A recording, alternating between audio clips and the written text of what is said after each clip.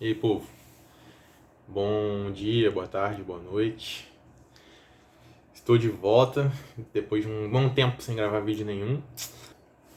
E hoje eu quero falar sobre uma das grandes lições do livro de Jó, a meu ver, tá? O livro de Jó é um livro dificinho, né? Não é um livro muito fácil não, velho, de entender, mas na verdade não é nem que não é fácil de entender, né? Mas às vezes é difícil de aceitar algumas coisas. Mas isso também faz parte do nosso processo, né, de aprendizagem. Antes de ler o livro de Jó de fato, eu quero falar sobre um assunto que eu considero muito importante, que eu não sei se eu falei alguma vez aqui, que eu acho que é uma necessidade que a gente tem, especialmente hoje em dia, de determinar o significado correto de algumas palavras ou de alguns termos e antes de aplicar isso, entendeu? Então, eu vejo muita gente que é cristão e tal falando sobre diversas coisas. E às vezes eu fico até em dúvida, será que essa pessoa entende que significa o que ela está falando? É uma dúvida que às vezes eu tenho. Então, para ilustrar o que eu estou dizendo, eu quero que você pense aí, por enquanto só pense, no que significa salvação. Pensa um pouquinho aí, se você é cristão, você provavelmente já tem uma ideia em mente do que significa isso. Mas o que eu quero mostrar é que, dependendo de como certas palavras são usadas ou em que contexto elas estão, às vezes elas podem querer significar uma coisa diferente do que normalmente a gente imagina que elas querem dizer, tudo bem? Então, abre sua Bíblia, por favor, em Êxodo, capítulo 15. Êxodo 15. A gente vai dar uma lida rápida mesmo, antes de ler o livro de Jó, tá? Eu vou contextualizar vocês, para vocês entenderem onde a gente está, né, nesse ponto aqui de Êxodo. Acho que todo mundo conhece a história, né, dos israelitas que fogem do Egito, ou que saem de lá, e Deus manda aquelas 10 pragas para o Egito, e depois os israelitas saem de lá e vagam por uma região desértica durante algum tempo. Depois eles chegam até o Mar Vermelho e Deus abre o mar para eles passarem ali pelo meio, em chão seco, e o exército egípcio vai vindo atrás deles. E depois que os israelitas terminam de passar pelo mar em seco, Deus vai e fecha o mar de volta com o exército egípcio ali dentro. E aí os egípcios morrem ali no mar. Acho que todo mundo conhece essa história. Depois que isso acontece, depois que os israelitas passam pelo mar e Deus fecha e Deus acaba com o exército egípcio, Moisés e o povo de Israel entoam um cântico a Deus, tá bom? Que é isso que a gente vai ler aqui no Êxodo 15. Então eu vou ler na versão NVI, tá? No Êxodo 15 diz assim, Êxodo 15, versículo 1. Então Moisés e os israelitas entoaram este cântico ao Senhor. Abre aspas. Cantarei ao Senhor, pois triunfou gloriosamente. Lançou ao mar o cavalo e o seu cavaleiro. O Senhor é a minha força e a minha canção. Ele é a minha salvação. Então, parando um pouco aqui, vamos deixar claro. O que quer dizer salvação aqui no Êxodo 15, versículo 2 que a gente leu? Aqui, salvação não quer dizer o que talvez você pensou antes, que seria o ato de alguém, depois que morre, ir para um lugar bom, que a gente chama de céu, Nova Jerusalém, enfim. Aqui, salvação não quer dizer isso. Aqui, salvação se refere ao fato de que Deus salvou os israelitas dos egípcios. Inclusive, lá em Êxodo 14, versículo 29 e 30, diz assim: Mas os israelitas atravessaram o mar pisando em terra seca, tendo uma parede de água à direita e outra à esquerda. Versículo 30. Naquele dia, o Senhor salvou Israel das mãos dos egípcios. Então, quando Moisés e o povo entonam esse cântico a Deus e dizem que ele é o Deus da salvação deles, é salvação pelo que tinha acabado de ocorrer. Ele salvou do exército egípcio, beleza? Até porque na época, provavelmente eles não faziam ideia do que a gente sabe hoje, né? Que depois da morte existe vida e tal. Isso aí começa a ser pincelado a partir lá do profeta Daniel se eu não me engano e tal. Antes disso, não se tinha muito essa visão não, tá? Dito isso, agora que eu dei um exemplo do que eu quis dizer, eu quero levar você que está assistindo esse vídeo lá para o livro de Jó. E eu não vou ler grandes partes do livro, até para o vídeo não ficar tão grande, e porque eu não quero fazer aqui uma exposição do livro, beleza? Eu só quero enfatizar um ponto específico, que foi algo que eu achei que seria prudente trazer hoje, porque é algo que foi muito importante para mim, e no momento em que eu estou vivendo atualmente, com muitas coisas acontecendo na minha vida, tem sido muito importante também, tá? Então abre aí, por favor, o livro de Jó, lá no capítulo 38, se eu não me engano. 38, isso aí. Antes da gente ler, eu vou contar o que acontece até esse ponto do livro de Jó, tá? Então, Jó era um homem que viveu provavelmente na mesma época que Abraão, ou seja, uns 18 séculos antes de Cristo, numa região que eu não sei exatamente muito bem qual é, mas ali, certamente, em algum ponto do Oriente Médio, né? E Jó era um homem que tinha muitos filhos, se eu não me engano, ele tinha 10 filhos, e ele tinha muitos animais, ele tinha terras, etc. Então Jó era um homem próspero, vamos colocar assim. E a Bíblia ainda vai dizer que Jó era um homem justo, que se desviava do mal, um homem temente a Deus, beleza? Então todas as caracterizações que a gente tem de Jó no texto, lá no início do livro, são boas, beleza? E depois disso, o texto diz que Jó, ele basicamente perdeu tudo que tinha. Ele perde os 10 filhos dele de uma vez, ele perde os animais dele, enfim, as ovelhas são, acho que, roubadas, outros animais morrem mesmo, o próprio Deus envia um fogo e mata alguns animais dele, tal. Enfim, ele perdeu tudo que ele tinha. E mais tarde ele vai até ficar doente, com uma doença horrível, que ele fica raspando a pele dele com telhas e tal. E aí, sabendo disso, alguns amigos de Jó, se eu não me engano foram 3, é porque ao longo do livro deixa a gente em dúvida se foram 3 ou se foram 4, mas a princípio 3. 3 amigos de Jó viajam dos lugares onde eles viviam até onde Jó vivia, porque sabem, eles souberam de alguma forma que Jó tinha perdido tudo, vão até lá para tentar consolar, digamos assim. E no início eles ficam, se eu não me engano, foram 7 dias que eles ficaram em completo silêncio, porque a dor de Jó era tão grande que ele não conseguia falar. Então eles ficaram ali 7 dias, se eu não me engano foram 7. Mas enfim, ficaram um muito bom tempo em silêncio. E aí quando Jó de fato falou, ele se lamenta, né? E uma das coisas que Jó fala é que são muitas coisas, né? Ele fala algumas coisas que mostram que ele estava de fato muito triste e sentindo uma dor muito grande. E no avançar do livro, ele vai falando também algumas coisas sobre Deus que talvez não estejam tão corretas, beleza? Então tem um ponto, se não me engano, que ele chega a dizer que Deus se agrada dos ímpios, porque os ímpios prosperam e os justos sofrem, né? E ainda diz assim, se eu pudesse levar a Deus a minha queixa e tal. Então, Jó, ele não... Eu não posso afirmar que ele pecou contra Deus, beleza? Porque o texto não diz isso. Mas, de fato, assim, ele tinha algumas questões a tratar com Deus.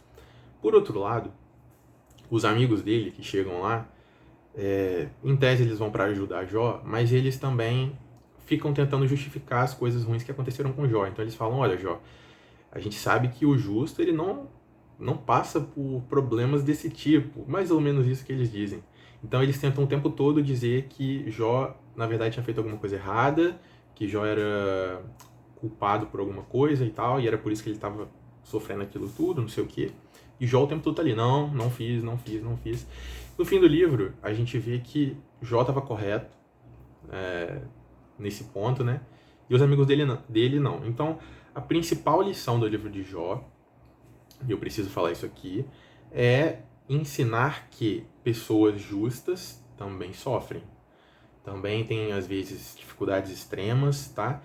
E isso não quer dizer que é algo que foge do controle de Deus e tal. Não, é porque é assim mesmo. Não é porque você vai ser justo que você só vai ter coisa boa na vida e tal. Basicamente a lição do livro é essa. Mas o que eu quero chamar a atenção não é isso. Depois que tem esse diálogo todo de Jó com aqueles amigos dele e tal, em um certo momento Deus ele aparece e ele responde. Ele responde a Jó. E aí é onde a gente vai entrar. Eu não vou ler tudo, eu vou ler só um pouquinho. E aí a resposta de Deus ela é um pouco dura, pelo menos eu achei, tá? Quando eu li o livro, das vezes que eu li esse trecho, eu achei que a resposta de Deus foi muito dura com Jó, porque Jó tava sofrendo, né, cara?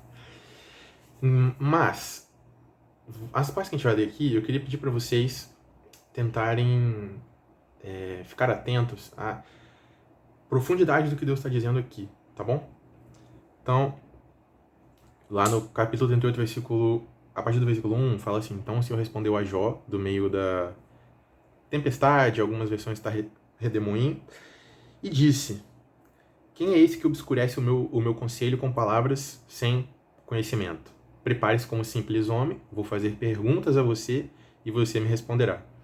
E aí, é lógico que Deus ele fala as coisas de uma forma que Jó consiga entender também, beleza? Então, se você pegar algumas versões mais atualizadas da Bíblia e algumas versões mais antigas, tem alguns termos aqui que, para nós, parecem meio, assim, fora de lugar, mas era uma forma de Jó entender exatamente o que Deus queria dizer, né?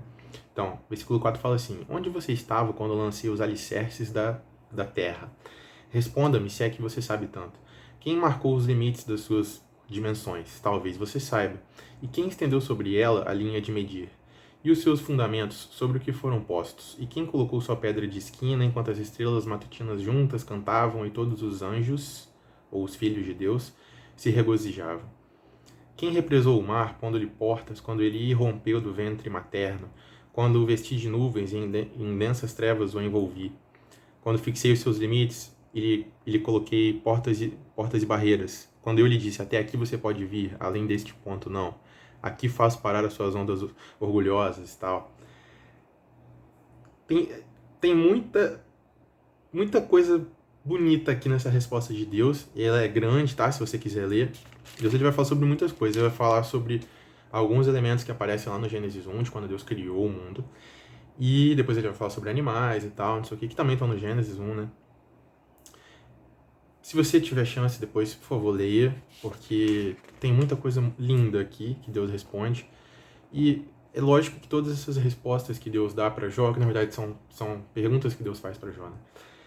Tudo isso que Deus fala mostra a diferença entre Deus e Jó, beleza?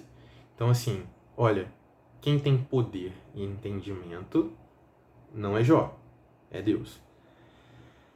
Muito bem, e por que eu estou falando isso tudo? Porque eu quero chegar ao ponto que eu entendo ser o ápice, o clímax do livro inteiro.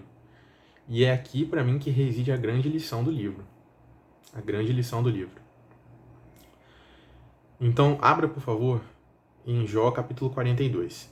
E aí, só para a gente estar na mesma página aqui. Aconteceram coisas ruins com Jó. Ele leva algumas queixas a Deus. De fato ele era um homem justo, beleza? Que sofreu bastante. E quando Deus responde a ele, ele pergunta diversas coisas para Jó e mostra a diferença abismal que existe entre Deus e Jó. E a gente chega no capítulo 42, que aqui vai ser, para mim, o clímax do livro inteiro, tá bom? Jó 42, versículo 1. Então Jó respondeu ao Senhor: Sei que podes fazer todas as coisas, e nenhum dos teus planos pode ser frustrado. Tu perguntaste, quem é esse que obscurece o meu conselho sem conhecimento?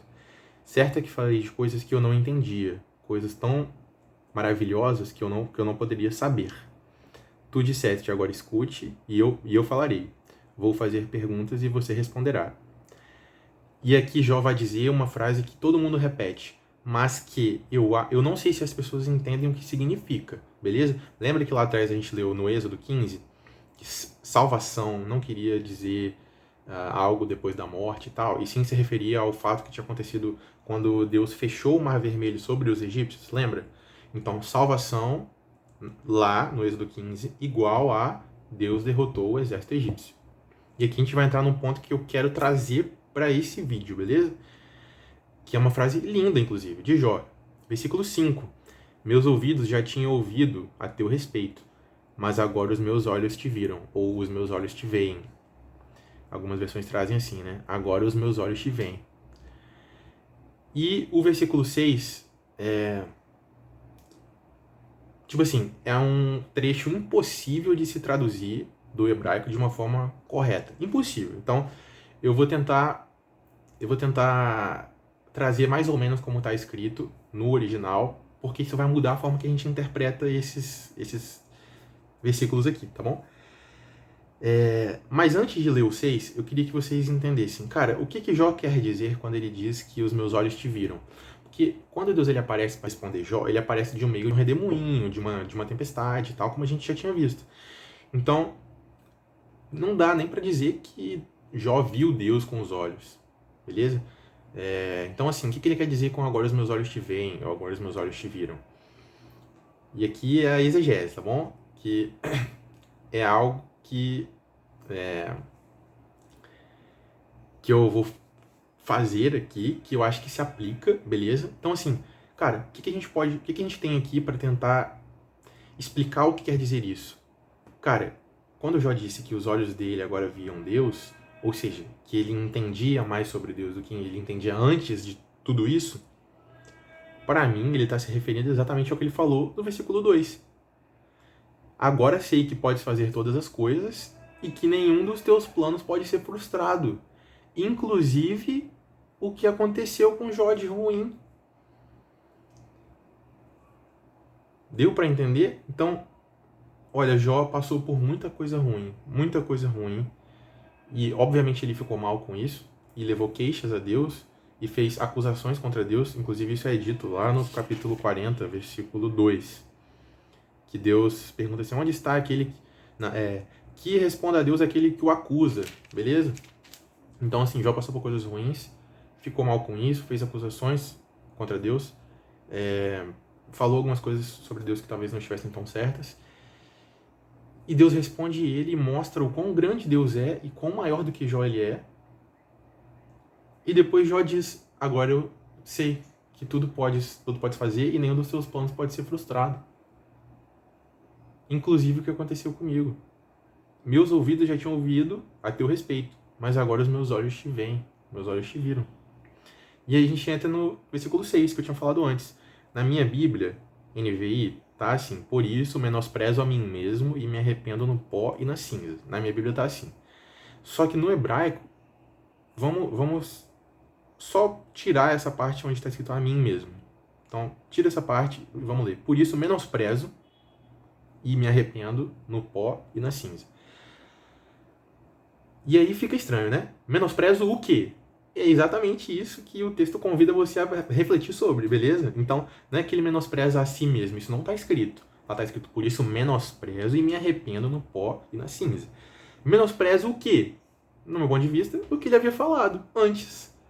Menospreza tudo aquilo que ele falou antes. Ou seja, cara, me arrependo, porque eu falei muitas coisas que eu não entendia, não é isso que ele fala ali logo antes?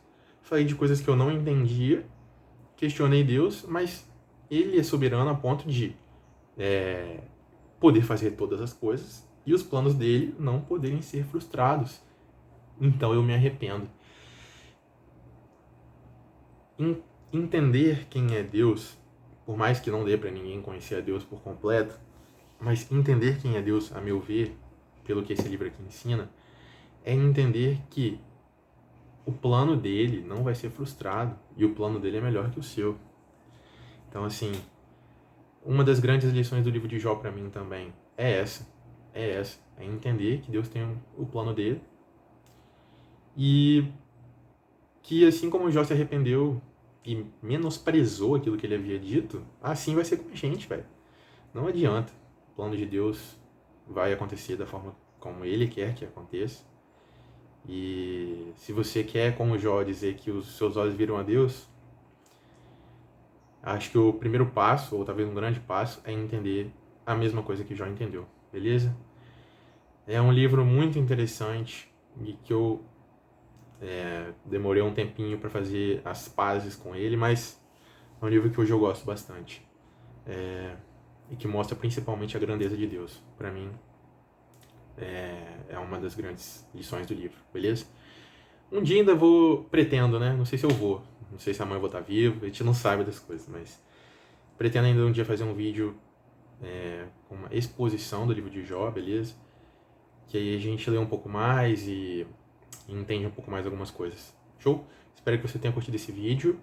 Se você gostou do vídeo, você precisa dar o like no vídeo, clicar nesse botão do joinha, beleza? E se você acha que alguém precisa assistir, se você acha que isso aqui vai ser muito bom para alguém, compartilhe. Compartilhe. Fale assim, olha, que vídeo incrível. Ou fala assim, olha, esse vídeo não é tão bom assim, mas eu achei que você talvez goste de alguma coisa e tal. O que você achar melhor, beleza? E é isso. Então, não sei quando eu vou gravar outro vídeo. Espero não ficar mais tanto tempo assim sem gravar. Mas só Deus sabe, né? Espero que nós nos reencontremos em breve. Falou, um abraço.